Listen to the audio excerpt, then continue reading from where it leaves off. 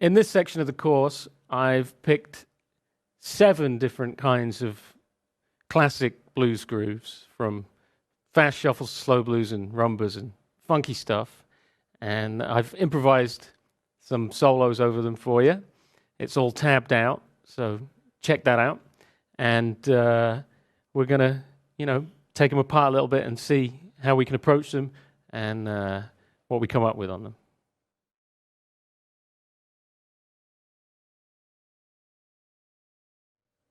Going to play a few choruses for you over what I call like a West Side Chicago type 12/8 blues. So if it was a shuffle, it'd be really slow, dun, dun, dun, dun. But all the triplets are played on the ride cymbal by the drummer, which gives it this sense of urgency. So it's kind of like half slow blues and half playing a shuffle, which really lets you play with the time. You can play those long notes and make them sing, and then you can get in there and play some more syncopated stuff as well. So it's a lot of fun to play over. I love this style.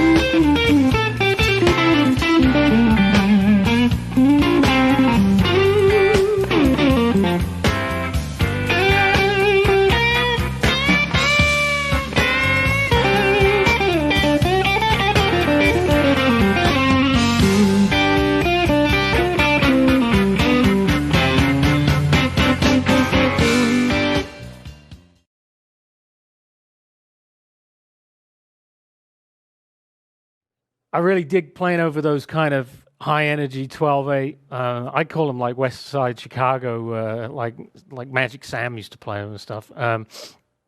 The real drive in 12/8 blues, and it's nice.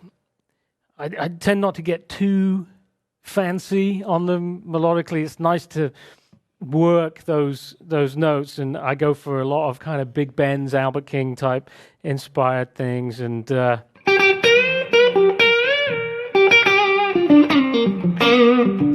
like quite direct playing. You don't need to play everything that you know how to do all the time. Sometimes it's better to just speak clearly and well defined, and that gets the point across more, and that's what I try and do on a track like that. And again, pacing it with the dynamic of the band. This is a real band track with real human beings playing, and we tried to give you some dynamics to work with to build the solo. So, it's step back, play a line, let it breathe. It's always important, as guitar players, we can just keep playing and playing and playing, but sometimes it's, good to just step back and take a breath, take a space, because that makes the next thing you play that have that much more impact. So space always just as important as what you do play. As they say, the notes you don't play are just as important. And then as the dynamic of the track builds up, really trying to build the pace of it as well, adding a few more notes, working up a little higher, getting stuff stinging.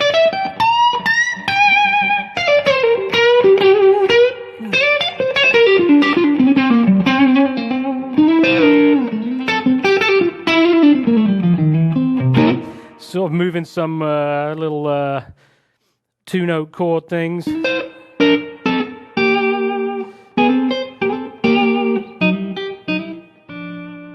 Those are quite nice ideas to, once you've played out all your stinky single note stuff, start making it.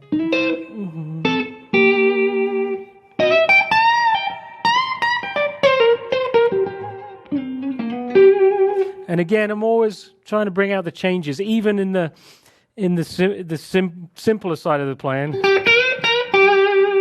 When the 5 chord comes around,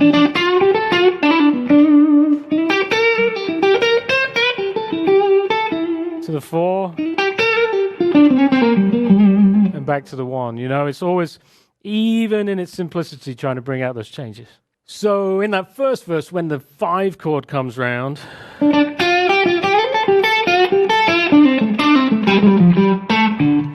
I play something along those lines.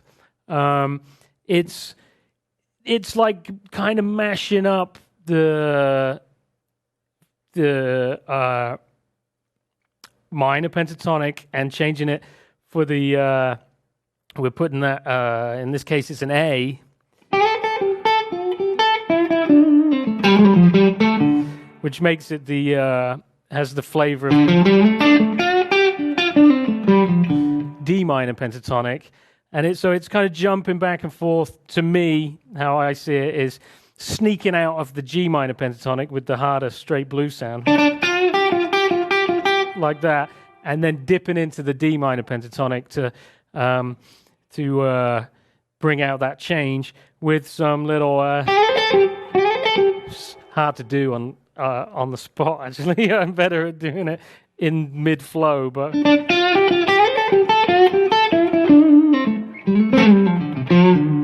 It's like slides and slurs and things like that. It's as much color as we can work into the whole thing, really, is what we're going for. But essentially, it's G minor pentatonic into D minor pentatonic, and landing with a big, solid full stop on that 5 chord itself. It's like punctuation, really, is what we're doing. Another little thing that happened there in the moment before the 4 chord. It's first of all, it's like playing with the time a little bit, and I'm playing against the rhythm a little bit, kind of that juggling thing we talked about, playful phrasing as I call it. So it's kind of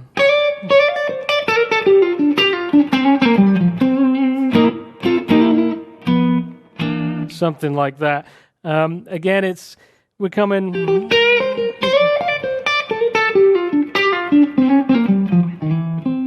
Something along those lines, and again, I'm hinting at the sound of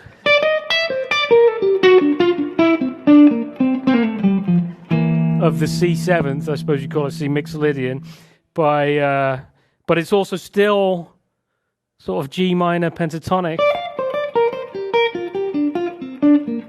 So I'm kind of trying to set up the idea of the C coming by bringing some of the C flavor, the C7th flavor, out of the G minor pentatonic, and playing with the time. And you get, again, it's like a little moment of excitement that leads you to the chord change. And then in the third chorus, kind of taking the same idea as the last time around and expanding on it even more. So I mess with the time again, throw it around a little bit, and put a couple of, I guess you could call it like chromatic kind of notes that add a bit of extra tension. So we're going something like something along those lines. So I'm actually, so we got the 9 flat 9, using that a little bit, and then lead into the C7th, work my way down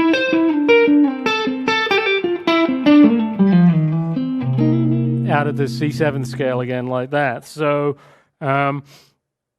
it's like saving up. We've used the single note stuff, and then we're going to drop something kind of a little more sophisticated by using some